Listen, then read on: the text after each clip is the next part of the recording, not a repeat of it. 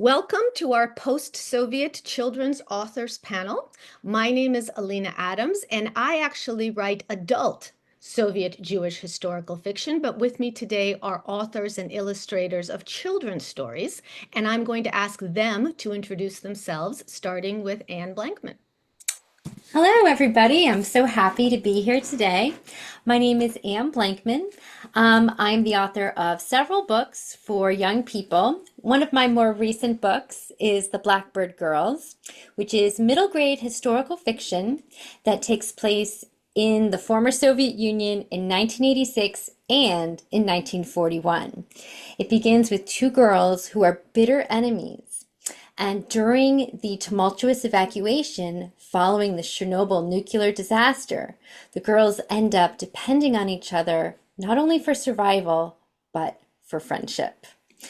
This story was inspired by the experiences of a very dear friend of mine. I'm going to turn it over to the next person, which is going to be Leah. Hi, I changed my name just in time. So my name is Leah Cypess. I write under the name Leah Cypess. I write science fiction and fantasy for adults and for children. I also write under the name Leah Sokol, and under that name, I have written two nonfiction children's books. Thank you. Can you help me with my blurred background? So I have a middle grade biography of Natan Sharansky called Standing Together, and a middle grade biography of Yosef Mendelevich, two very famous Soviet refuseniks and activists. Right, Eugene. Thank you. My name is Eugene Yelchin. I write and illustrate books for all ages, from preschoolers to teens. I have several books out. I have a new book coming out, which is the one that you are holding. It's technically a sequel to it, but for older kids. It's called I have an ARC, actually, Advanced Reader's Edition. It's called I Didn't Want to Tell You This, and it's over 400 pages graphic memoir. It's in total insanity. Took me 4 years to make it, but it's out in September. And it's about me actually getting out of the Soviet Union. Right, Anna. Hi, I am a literary agent and an author of the book that Alina is holding up, A Visit to Moscow. It is the story of a group of rabbis who traveled to the Soviet Union in 1965 to investigate reports of persecution of the Jews there. And one afternoon, one of the rabbis slipped away. He secretly met with a Jewish family outside Moscow. And what he discovered in that family's apartment changed his life and the family's life forever. So this was the only organized portion of the event. Now I'm going to ask questions, and it's going to be a free-for-all. People answer as you feel comfortable. So I'm going to start with by saying, as I mentioned, I write adult books. And in fact, my most recent Soviet Jewish historical fiction, Go On Pretending, came out May 1st. Yes, May 1st, not an accident. That was a deliberately chosen date. And the reason that I don't write for children is it's hard. It's much harder to write for children than it is for adults. Adults will put up with things children will not put up with. So I'm asking all of you, why did you choose to write for children?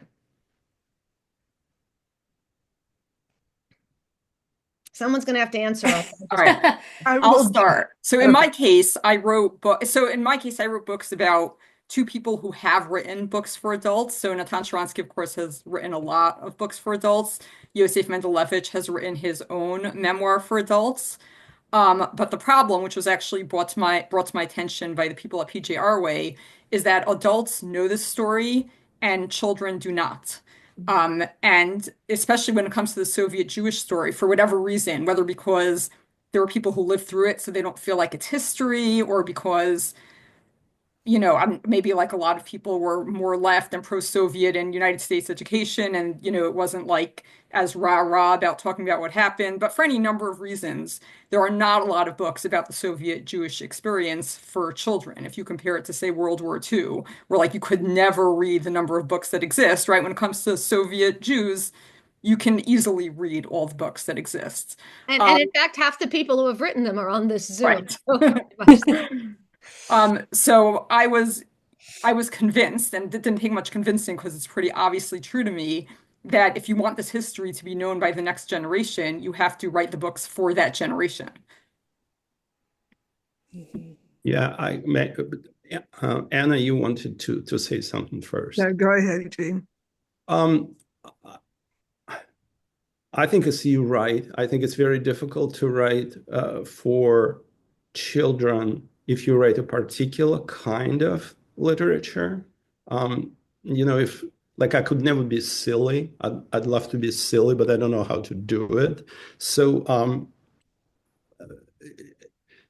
it's complicated, but also I think it's terrifically important to tell stories in a clear way that may move them somehow emotionally, even not intellectually, because I raised children, and I saw how they grew in terms of culture, American culture, and for them the way they studied history and the way it was explained to them and then confused through video gaming and comic books. It's very muddled in their heads. And I'm not talking about dates or names or just major significant events like World War II versus World War One, communism versus French Revolution, whatever it is. It's completely abstract to them. And so I felt that it was important for me personally to at least attempt to bring some clarity to it, to whatever few readers that I can reach, that they have a vision of events as they actually occurred and how people in those events felt. Because particularly today, the parallels are sort of staggering between what happened in the past and what is happening today in this country. Anna? When I heard this story and knew I wanted to share it, I thought I never thought it would not be illustrated, and I also thought it was for adults. So there is no market for illustrated adult short stories. Mm. And years ago, I mean 30 years ago, I went to a writers' conference and asked an editor, could her publishing house publish illustrated stories for adults? And she said, no, adults don't need illustrations, which, I just thought to myself, yes, I do. So thank God graphic novels became important. They became reviewed by librarians. They gained some status. I had adored comic books as a kid and finally got to the point where I could see, well, this could be expanded as a graphic novel. But I actually saw it for adults, and it was actually published for adults. It was published for ages 12 and up. And a publisher didn't send it to any children's book review journals. She sent it to all the adult review journals, but it actually found its home among young readers. I got emails from middle school librarians, from one of my clients actually shared it with her 6-year-old child who somehow resonated with the story. So I think about, did I write it for children? No, I just wrote it.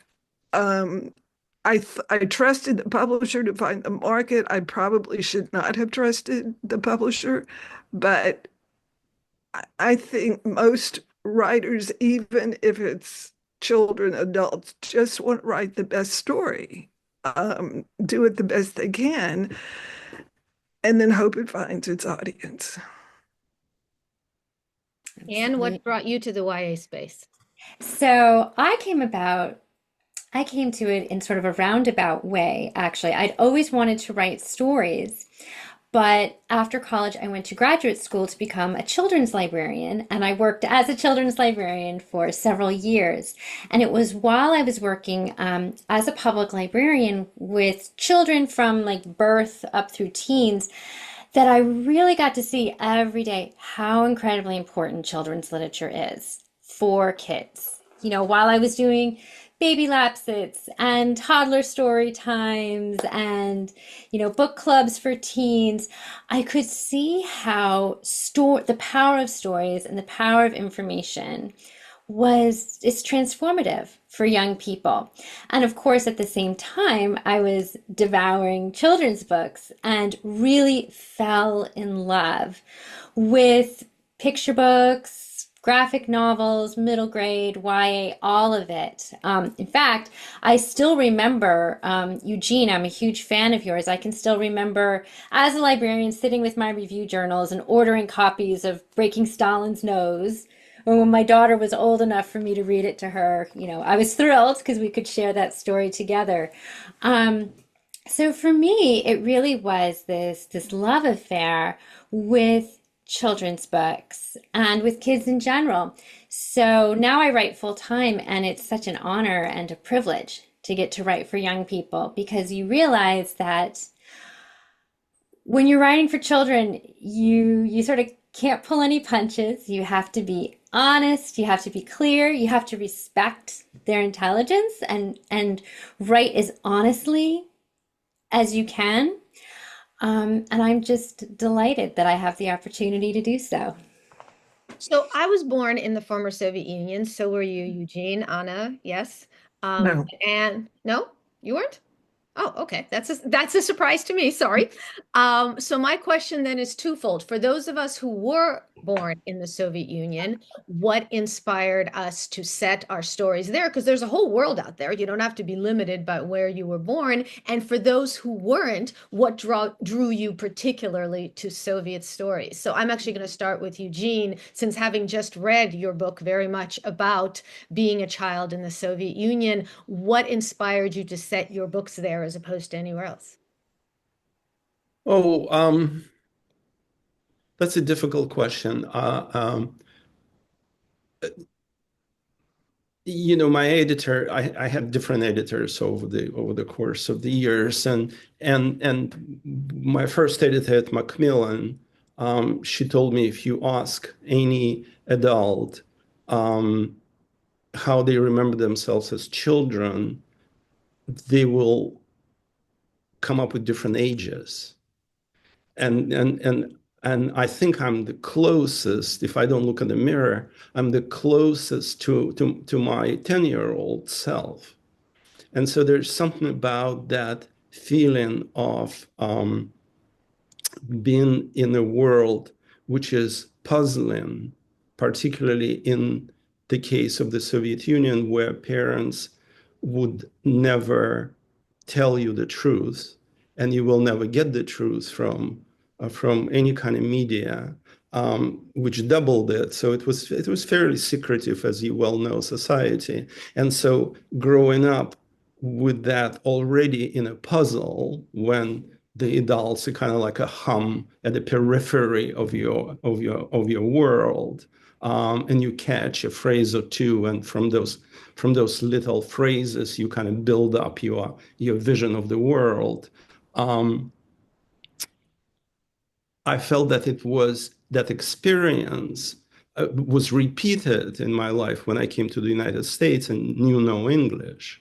And so for me to kind of catch a phrase or two was also, I thought that I was very American, but I was in fact very, yes, I was Jewish, but I was very Russian in how I was and how I behaved with people. And so that kind of, that puzzlement, that fascination, and that desire to sort of understand how things actually work brought me back to my own understanding of my younger self, trying to figure out what is this world. That journey through tiny little episodes brought me finally to live in that country. It was like an awakening process, not an awakening, but actively trying to understand what it all stands for, all those signs. And I think kids' experience in any country is similar to that. But in the Soviet Union, it was very extreme. And so extreme is good for drama. And so I'm trying to try dramatically. And so that is why, I think. It's so interesting that you mentioned that about being a child in secrets. So I did 3 books that were for adults and set in the former Soviet Union, and it wasn't until my third one that I realized that the theme in every single one was parents keeping secrets and children trying to understand not just the world, but the family. You know, when you're a child, that's your world, the family you come from a culture where the idea that what you say should be connected to what you think is just bizarre, because you have an entire culture of people who've been conditioned to think one thing and to say whatever the approved thing is. So I'm so interested that you said that about the theme, because I didn't even realize that that's what I was living with until, you know how sometimes in your work you don't know what you're struggling with until it comes out in your work. So my question then to you, to those who weren't born in the Soviet Union, why the Soviet Union? Well, I'll jump in then. So I didn't go out and make a conscious decision and say, I'm going to write a story set in the Soviet Union because that speaks to me. And that one is my book, The Blackbird Girls. It really was because of a long-seated desire to tell this particular story. I've actually wanted to write that book for more than 20 years. After my first day of ninth grade, when I met a new girl at my school. She had recently moved to the United States. A synagogue in my hometown outside of Albany, New York, had sponsored her and her family and several other families from the former Soviet Union. They were all Jewish families. And I ended up having half of my classes that day with this new girl, Victoria. And just because of the alphabet, Blankman and Belfer, we ended up sitting next to each other or right in front of, one behind the other in all of our classes. And by the end of that first day, I knew I desperately wanted to be friends with this new girl. You know, when you meet somebody and you just click right off the bat? And Victoria, who is still one of my dearest friends today, she's so smart. She's so funny, so sarcastic. She is the fastest talker I have ever met, which is really impressive because at the time she'd only just learned English after moving from Ukraine. But it wasn't until Victoria and I had been close for a couple of months that she confided in me that she was actually a Chernobyl survivor. She didn't want anybody to know because she was afraid that other kids would make fun of her and think she was radioactive or contaminated. So she was very self-conscious at first about that. And I had only heard about Chernobyl just as a kid growing up in the 80s and 90s. So the next day after Victoria told me, I remember I went to the public library and I got out some books, some children's books on Chernobyl, because I wanted to know what had my new friend experienced. I knew a little bit that she had experienced a lot of persecution as a Jew, which really fascinated me. I'm Jewish and I hadn't experienced anything like that. But as I began learning more about Chernobyl and I began realizing what my new dear friend had gone through, I was shocked. I was hooked. I wanted to know more. And it wasn't until a couple years ago when I said to Victoria, I really still want to write this Chernobyl story, that she let me interview her and her grandparents many, many times. And it really was through their experiences and sharing their stories with me that the idea for the Blackbird Girls took shape. So it really came about because of friendship. So I don't have as good a story. I also grew up in the United States. Actually, one set of my grandparents had come from the Soviet Union, but they came over in the 1920s. So, they missed, let's say, the best of the best part of the Soviet Jewish experience. But, my grandmother used to talk to me when I was younger about the Bolsheviks this, the Bolsheviks that, and I didn't really process it. It was just like something that happened a long time ago in another country. Um, but I also lived in Brooklyn. So then at a certain point during my childhood, like all of a sudden there were just Russian speaking Jews everywhere. Like my babysitter was a Russian speaking Jew. I had classmates who spoke Russian. I actually got a Rosetta Stone course. You guys probably all remember Rosetta Stone. I decided I was going to learn Russian. That I could not learn Russian. I am not good at languages. But this was all sort of just stuff that was in the background and not anything that I ever thought of writing about. And I didn't really know the whole story, despite having a really intense Jewish education. And the the motivation for starting to write Natan Sharansky's story actually came from the people at PJ Arway, who accepted one of my books for their program and then had a meeting with me and said, the number one request we get is for a children's biography of Natan Sharansky. Do you think you could write one? And I said, I don't think I can. I really don't know anything about the Soviet Jewish story, but let me think about it. And I bought the book When They Come for Us, We'll Be Gone by Gal Beckerman, intending to read like a chapter a night as research while I thought about it. I ended up finishing the entire book in 2 days. And then I became obsessed and just read everything I could. And that was what led to me writing these books. So, like Anne, I just heard this story. It happened to take place in Moscow. But what struck me was this idea that one person could potentially change the world, that any of us can change a life. And I thought that was so powerful. And especially now, we live in a time of religious persecution when people vilify other people of certain religions. And so this story was a reminder to me that there is always the fight for religious freedom, but there's also the possibility of the triumph of religious freedom. And I think that also maybe harkens back to Alina's question about why write for children. For me, children's books have the hope and the courage that a lot of adult books don't have. It's gotten to the point in my life I don't even read adult fiction reviews. I just read children's book reviews because those are the books that I could possibly want to read.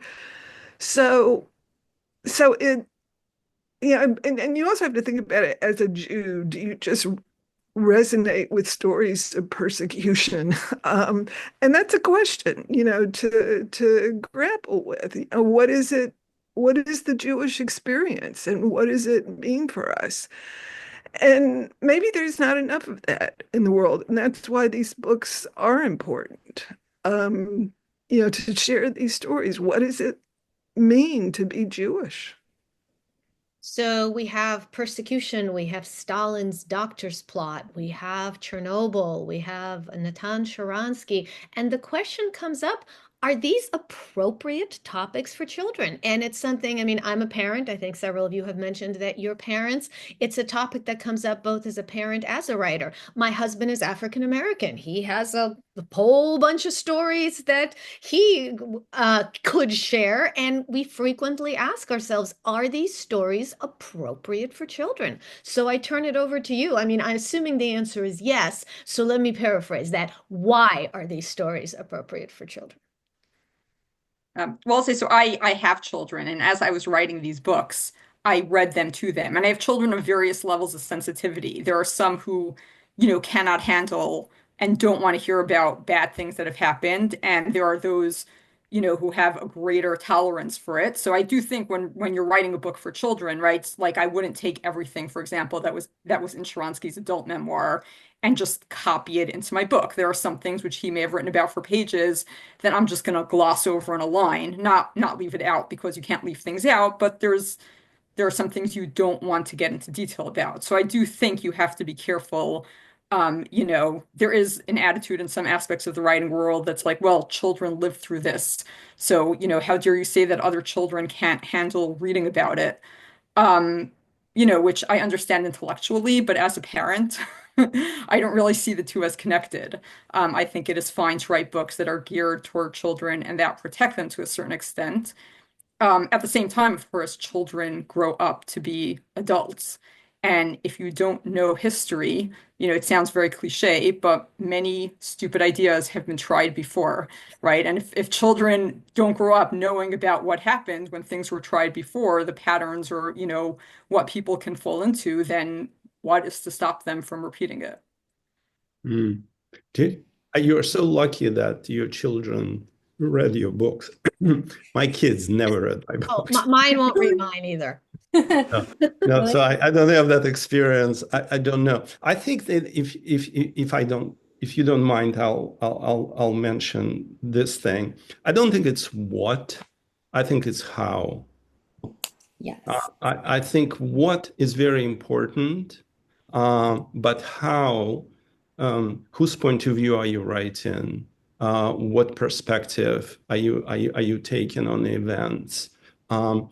The most interesting thing, I think, particularly if one writes in first person, which I usually do, um, is the gap between what a child understands and what the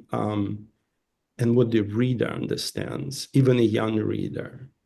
Overall, if I think what I found is now I'm writing more for teens than for middle grade. But when I was writing for middle grade, I felt like I was writing for three different groups. I was writing for children, I was writing for the librarians and teachers, and I was writing for parents. And so as a result, you kind of had to be fairly inclusive in how you describe those events. So the children will understand some portion of it, and the adults will understand another portion of it. But the most interesting thing, of course, and sort of dramatically and narratively for the book, is that gap, is that what your young narrator understands what's happening, and what the reader glances from little details that you peripherally put there. And then you kind of become an observer of somebody's discovery of the truth, right? You don't just tell them; they have to discover it dramatically. Um, but just a simple question is what I said originally is not what you can write absolutely anything. Our children are exposed to violence that was unimaginable in my childhood, in social media, on TV, and unimaginable. So I don't think it's what is how sensitive you are about delivering that information. In all of my books, there's a lot of very, very dark stuff that is happening, but it always happens off the page. It's never graphic on the page. And it's the reaction, it's the aftermath, is what people think of it or assume what it was. I think Leah and Eugene have made some, points so beautifully and eloquently. But I'll just add a couple other thoughts about why it's okay, why it's appropriate to write about difficult and sensitive topics for children. And so I'll just add to that by saying, a lot of children are going through these kinds of experiences themselves, and we might not know that. We don't know what's going on behind closed doors, but children also need to see themselves and their own stories and their own experiences reflected back to them. That's one of the ways that we know that we matter. That's one of the ways that we know that we're okay, is to see ourselves in stories. When I was drafting the Black Brick Girls a couple of years ago, my husband was diagnosed with stage 3 cancer, and at the time our daughter was in 3rd grade, and it was just, total shock at the time, just sort of came out of nowhere. And I realized, already as a children's librarian, I knew how important books were, but I really saw firsthand how important, what a lifeline books are for children when they are going through a really tough experience. And so I made very conscious decisions about what I was going to read every night to my daughter before bed. Um, and there were some books I stayed away from, like if the father dies in the book, I'm like, we're not going to read that one.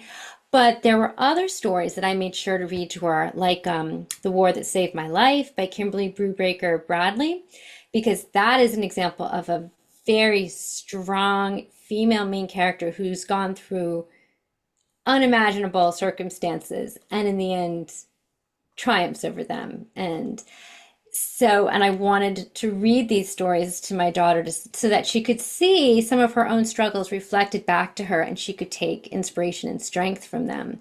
So I do think that if we shy away from tough topics like persecution or abuse or violence or anti-Semitism, any of that, if we shy away from those topics in children's books, we are really doing our children a disservice. Because one of the ways for them to know about the world, to know how to handle these kinds of situations if they arise in their lives, is to read stories about them and to see what their characters are going through and how their characters sort of figure out how to navigate these difficult situations. So I think if we avoid those topics, we are not doing our children any favors. I had mentioned that I thought A Visit to Moscow was for adults.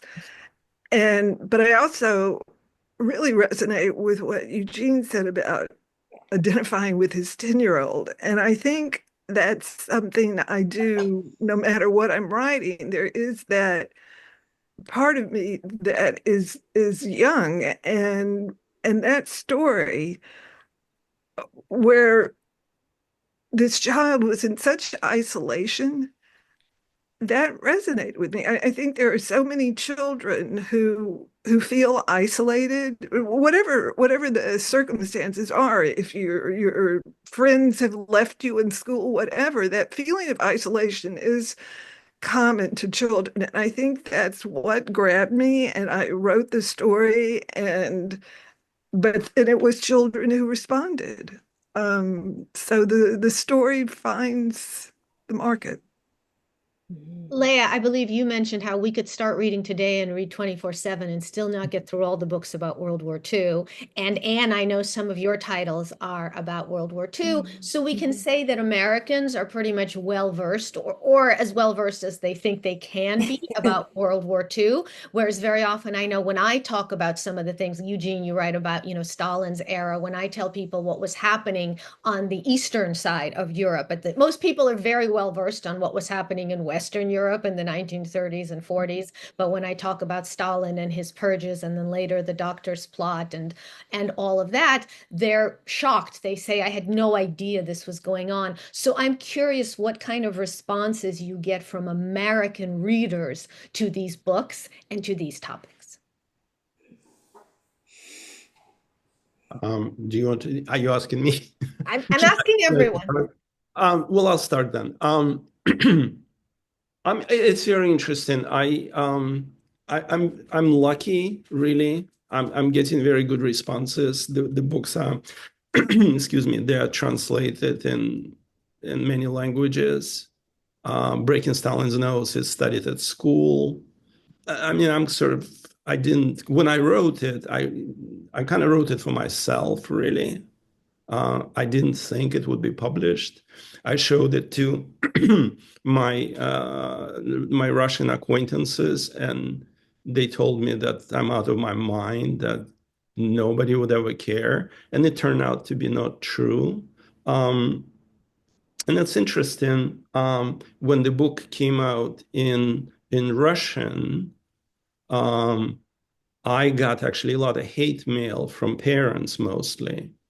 And the reason is that the Russian parents are a lot more protective of their children. And especially, well, obviously they grew up in the Soviet Union, so they kind of keep, as you said, secrets from their children. They don't want children to know, and it persists to this day. At the same time, that year, it was 2012, I believe, when the translation came out. And it was like the last translation after there were 10 of them or 11 of them. On the Russian translation, that year the book won the best book of translated book into Russian, but the choice was not by critics, but by children. Mm. They had kids judge that. And so that kind of spoke volumes to me about hope about that country and about the possibility of a change, which of course now, as we know, is no longer the case. But I think American kids are quite open if they have good librarians, good teachers, and intelligent parents. I think it's kind of becoming a class issue in a way. It's interesting because in giving the book to American children, I've had almost the opposite experience. You had a line, Eugene, in The Genius Under the Table where you are talking about, I think, your parents, and you said, Stalin has been dead for years and they're still afraid of him, which I think explains a lot of what you just said. What I find is that parents are really excited to give my books to their children because they remember, right? I've had so many people message me and say, I was at the airport when Yosef Mendlevich got off the plane. I marched for Sharansky. I still have my necklace, but their children don't know this history at all. So I've had a lot of parents in the United States who remember being part of the movement from the American side, and they're really excited to have a book that they can use to share that experience with their children. Yeah. Yeah, I mean, I've visited lots of schools, and the Blackbird Girls has been taught in middle schools, and I've always been, just pleased and excited by the response. So many kids who read it come up to me, and sometimes they're angry about the way the girls are treated in the book, or they can't believe that the Soviet government tried to cover up Chernobyl initially, and so they're shocked about that. Um, a lot of girls. I visit a lot of synagogues as well, a lot of Hebrew schools, because there's quite a bit of Jewish content in the Blackbird Girls, and so it's actually been really interesting because a lot of kids at these Hebrew schools have been reading the book, and it's become like a springboard for discussion with their parents about their own family past and about where did our Jewish family come from, and why did we have to come to America? What was our family treated like back in the old country?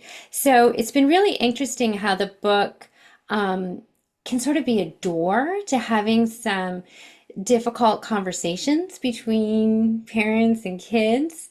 So that's been exciting to see.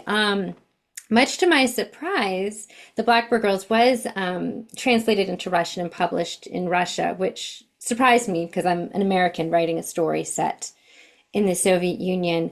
But the book came out around the same time as the invasion of Ukraine, and I think that sort of clouded the issue a little bit. So I haven't received any feedback from Russian readers, actually. I've mostly heard from Italian and American readers, which has been interesting. The children I've heard from are the ones who are fascinated, and maybe fascinated is not the right word, who are, I don't know what the word is, with the story of a little boy who never left the room he was born in. And so I think, is it like a scab that you pick at? That you can't, it's painful, but you just can't stop picking at it. I don't know. But I'm also lucky in that I get reactions to the art. Because it is a graphic novel. And the artist, Evgeny Neighborg, who is a Jew from the former Soviet Union, has a wonderful style that I think totally complements the story. And it's lush, it's intense, but it also feels Soviet. And I think that's something, kids, again, it's, you can idealize about kids and what they are. But I think in general, they're closer to the emotional connection. And so the art can grab them and be enough for them. We all know kids who just look at the pictures, in a book because that's enough. They're powerful. So I feel lucky in that sense that kids have the pictures to hold on to about this story. So when I do panels like this, most of the viewers are readers, but a lot of them are writers.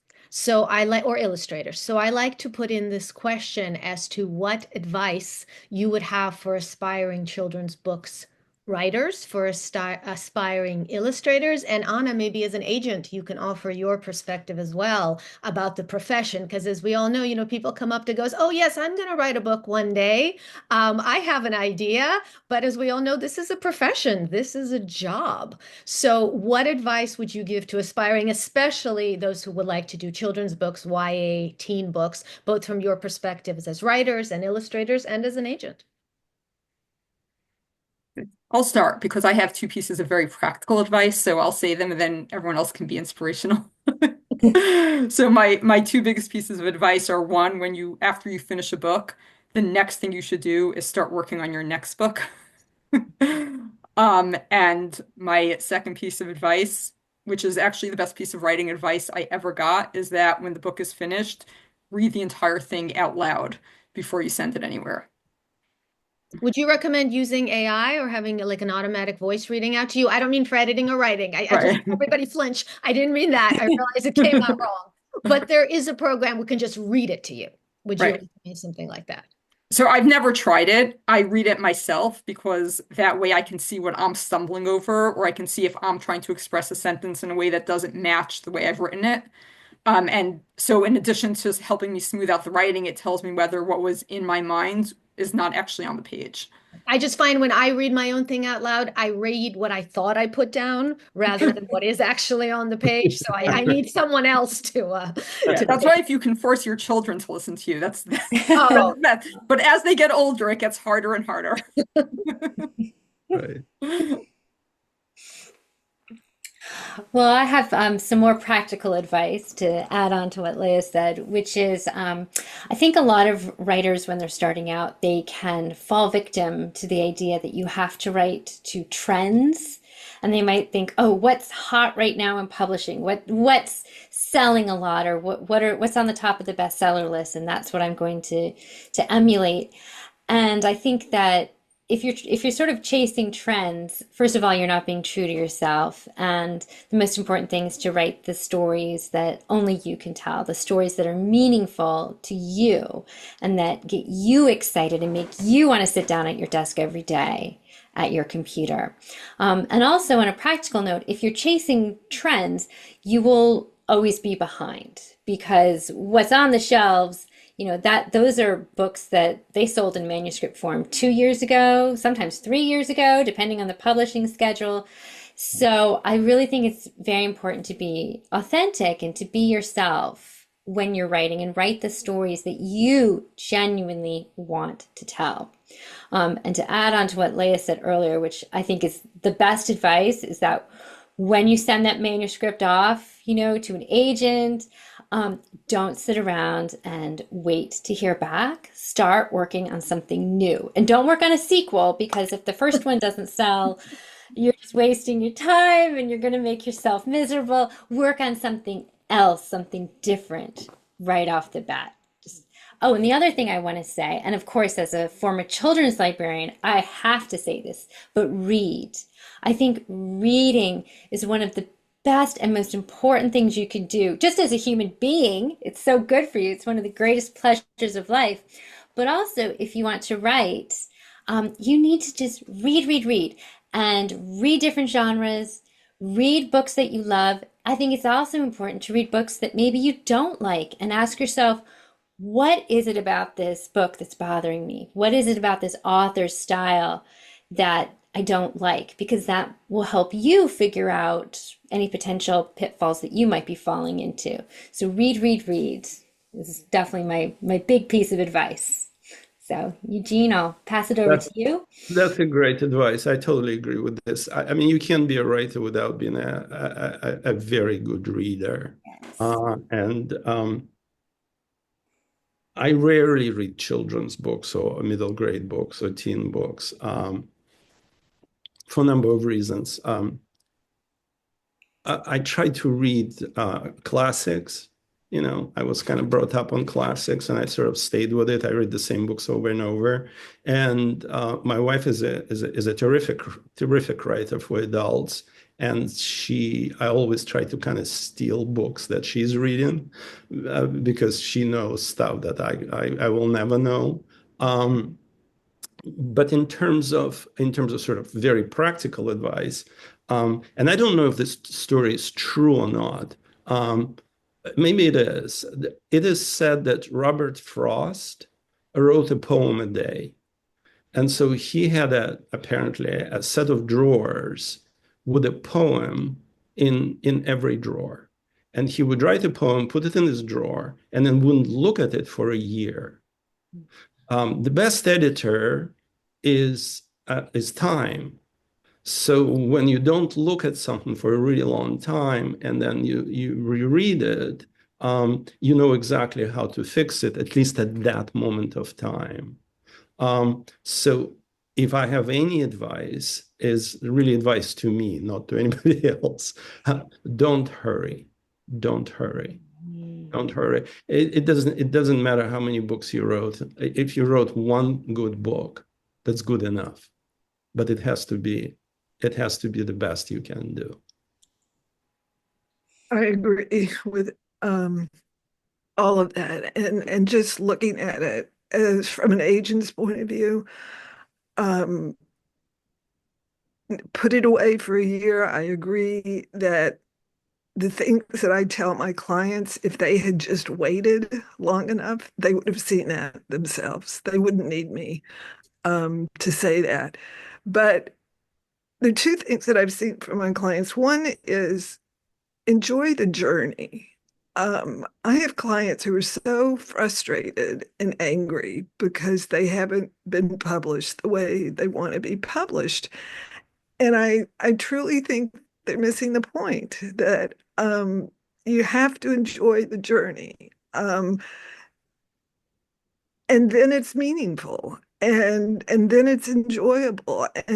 And yes, you care about being published, but if that's all you can think about, it's just going to be frustrating because you're never going to get there and you're never going to get it the way you want it.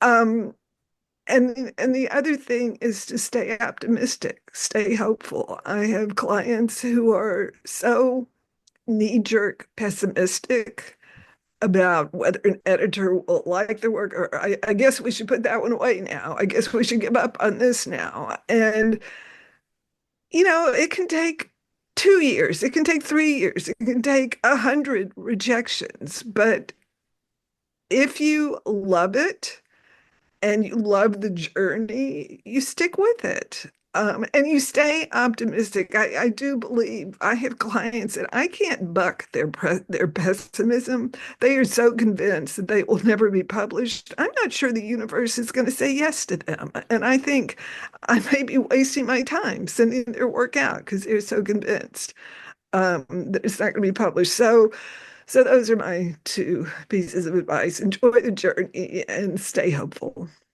So, from the practical and realistic to now the broader and the more philosophical, why is telling stories, especially personal stories, and personal doesn't mean they happen to you, personal means they affect you in a personal way. Why is it so important to tell personal stories in general and especially now? Hmm.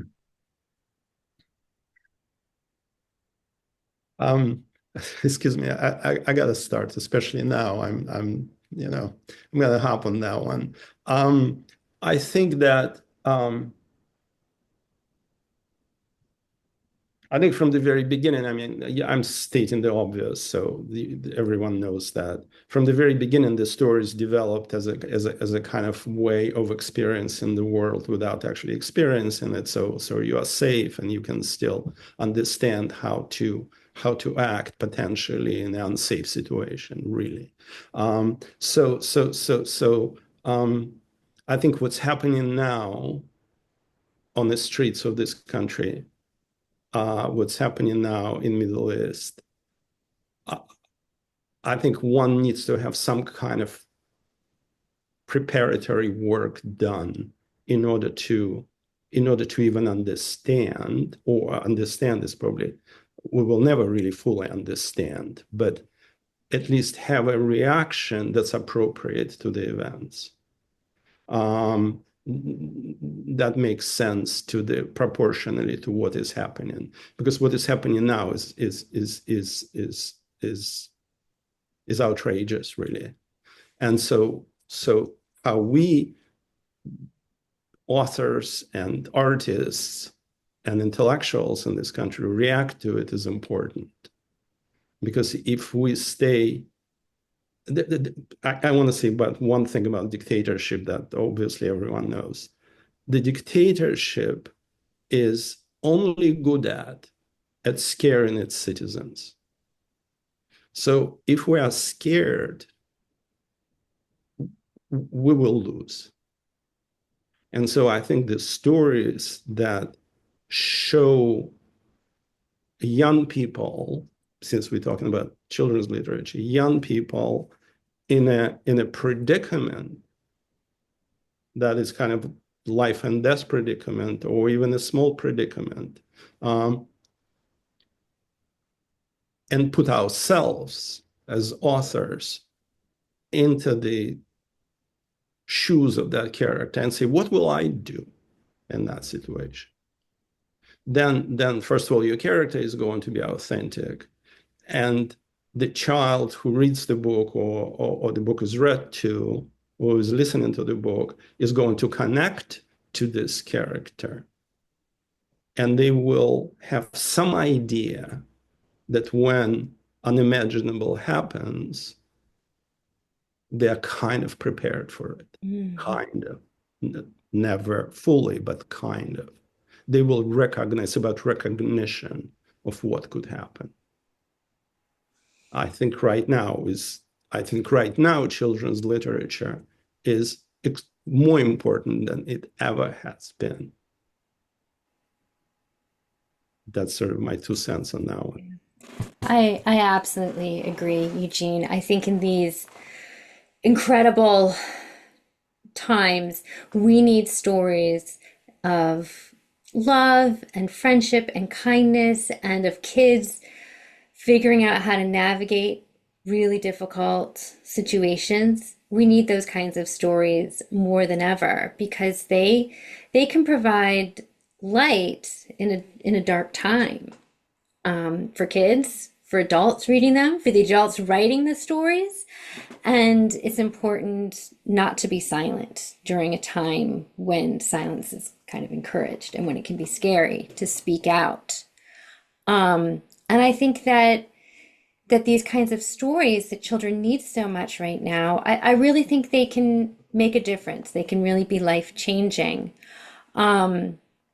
I saw that with my daughter when I was writing The Blackbird Girls and my husband was battling cancer, reading stories about hope, and about not stories about, rainbows and moonbeams and everything was fine, but reading stories about tough kids going through dark times and coming out on the other side.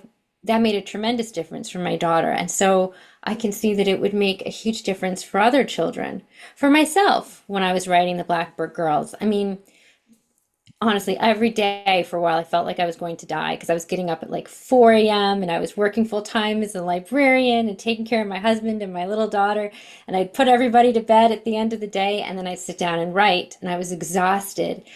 But writing this book was a light in a very dark time. And I think that's what we need to provide for kids right now, are those stories that will help light their path during a tough time. I can't possibly follow up on that. I'm just gonna say I hope you're both right. Well, I want to say one of the reasons I think personal individual stories are important right now is because of this whole struggle with AI. We are in a time where sometimes we don't know who wrote something, and so I think there's this innate human need to connect with other human beings, with authentic ideas, And I think the whole AI thing has just triggered something in us, as to what we want, what's important to us. And I think it's triggering this desire for personal stories, that, connecting with each other as human beings. So now I'm going to go really micro on that topic. For people who have not read any of your books, which one should they pick up first and why?